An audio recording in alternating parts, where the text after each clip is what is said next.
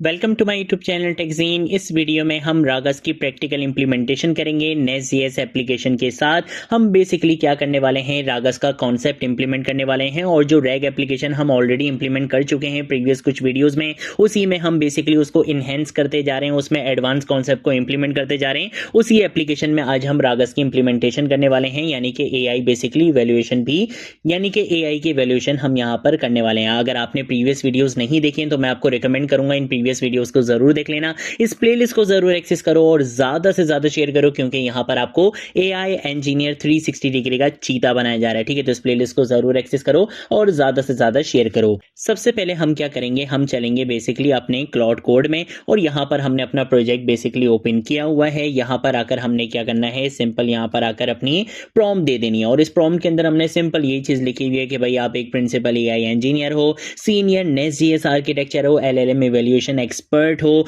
आपने इसी rag application के अंदर, जिसमें हम ऑलरेडी इन कॉन्सेप्ट्स को इंप्लीमेंट कर चुके हैं, इसको रीबिल्ड नहीं करना है, इसको एक्सटेंड करना है। क्या करना है, आपने AI evaluation module using Ragas inspired evaluation concepts आपने यहां पे इंप्लीमेंट करने। ठीक है, फीचर्स बता दिए कि भाई इवैल्यूएशन मॉड्यूल होना चाहिए जहां पे टेस्ट क्वेश्चन होने चाहिए, वो सारी चीजें, फेथफुलनेस, सारी चीजें यहां पे होनी चाहिए, answer relevancy score, context precision, context recall, overall quality score, सब कुछ यहां पर होना चाहिए। वो सारी चीजें हमने यहां पर बता दी हैं। मैं सिंपल यहां पर आकर क्या कर दूंगा, एंटर प्रेस कर दूंगा। लेकिन यहां पर हम एक बहुत इंपॉर्टेंट चीज यहां पे डिस्कस करेंगे जो कि आपके लिए जानना बहुत जरूरी है।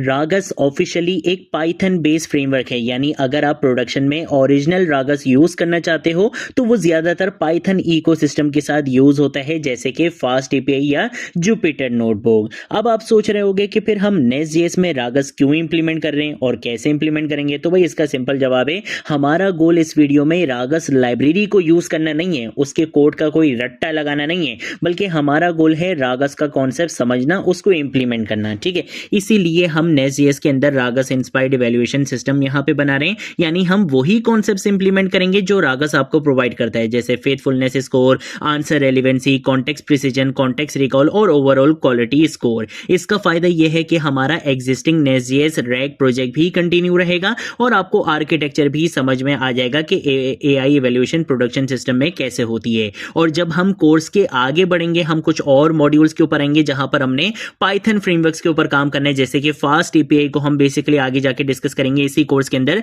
तब हम ऑफिशियली पाइथन रागस लाइब्रेरी को इंस्टॉल करके और उसे यूज भी करेंगे। वहां आप देखोगे कि इंडस्ट्री में असल रागस फ्रेमवर्क कैसे यूज होता है, यानी इस वक्त हम कॉन्सेप्ट और आर्किटेक्चर को सीख रहे हैं और बाद में हम ऑफिशियल इंप्लीमेंटेशन भी सीखेंगे जब हम फास्ट एपीआई के ऊपर आएंगे। इस तरह आप सिर्फ टूल चलाना नहीं, बल्कि उसके पीछे की इंजीनियरिंग को समझ पाओगे।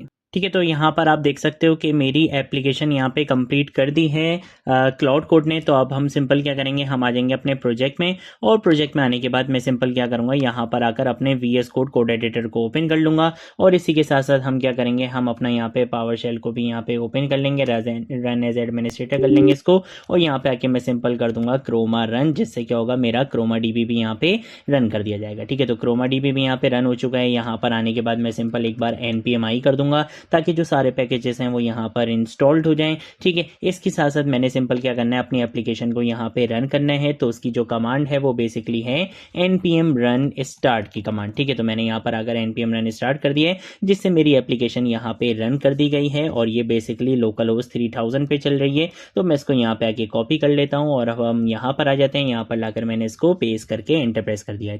ठीक है, तो यहाँ पर आकर हम क्या करेंगे, हमने अपनी पीडीएफ यहाँ पर आकर अपलोड करनी है। ठीक है, तो पीडीएफ मेरी, लेट सपोज मैं यहाँ पर आकर बोल देता हूँ कि यार वो जो आर्टिफिशियल इंटेलिजेंस वाली थी वो रैक के अंदर ही मिल जाएगी। ये रही आर्टिफिशियल इंटेलिजेंस वाली पीडीएफ। हम इसको यहाँ पर आकर अपलोड एंड इंडेक्स डॉक्यूमेंट पे क्लिक करेंगे, जिससे क्या होगा कि ये यहाँ पर आकर अपलोड हो जाएगी। ठीक है भाई, ज़बरदस्त सीन हो गया, ये तो अपलोड हो चुकी है। मैं लेट सपोज सिंपल यहाँ पे आके लिख देता हूँ व्हाट इज क्रोमा डीबी। ठीक है, इस तरह से हम यहाँ पे आके लिखते हैं और ये देखो सारी चीज़ें बता रहे हैं, Chroma MongoDB as an open source vector database high confidence के साथ ये चीज़ बता दी। अब हम चलते हैं ज़रा AI एवेल्यूएशन के ऊपर, ठीक है। यहाँ पर आकर अगर आप किसी भी सिंगल बेसिकली क्वेश्चन को टेस्ट करना चाहो वो कर सकते हो, अदरवाइज यहाँ पे इसने कंप्लीट डेटा सेट एवेल्यूएशन आपको बना के दिया है आपके नॉलेज बेस के ऊपर। इसने सारे बेसिकली क्वेश्चंस और उनके एक्सपेक्टेड आंसर यहाँ पे बना के दिए हैं। हम सिंपल क्या करेंगे, रन ऑल एवेल्यूएशन के ऊपर क्लिक करेंगे, ये सारे टेस्ट केसेस अपने आप क्या हो जाएंगे, रन हो जाएंगे। और उसके बाद हम क्या कर सकते हैं, इसकी रिपोर्ट यहाँ पर डाउनलोड कर सकते हैं, ठीक है।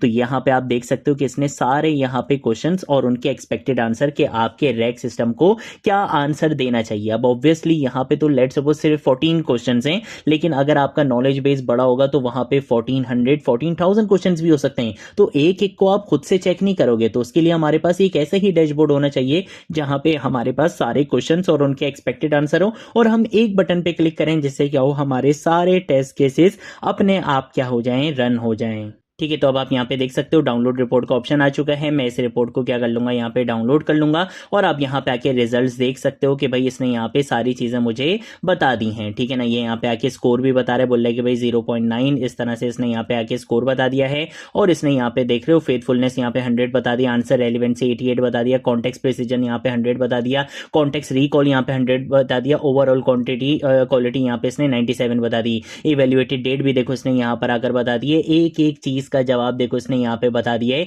ये कंप्लीट रिपोर्ट यहाँ पर आपके पास आ चुकी है। तो ये हमारे पास कॉन्सेप्ट होता है कि किस तरह से हम अपने एआई को इवेल्युएट कर सकते हैं, वो हमने यहाँ पे देख लिया है। रागस बेस कॉन्सेप्ट हमने यहाँ पे इंप्लीमेंट कर लिया है अपने नेसियस के साथ। इन फ्यूचर हम इसको फास्ट एपीआई के साथ भी इंप्लीमेंट करेंगे। अगर कोई चीज नहीं समझ आए नीचे कॉमेंट सेक्शन में पूछ लेना, सोशल मीडिया अकाउंट से पूछ लेना, मैं जरूर आप लोगों को रिस्पॉन्ड करूंगा। अब हम मिलेंगे नेक्स्ट वीडियो में नेक्स्ट टॉपिक के साथ, तब तक के लिए बाय बाय।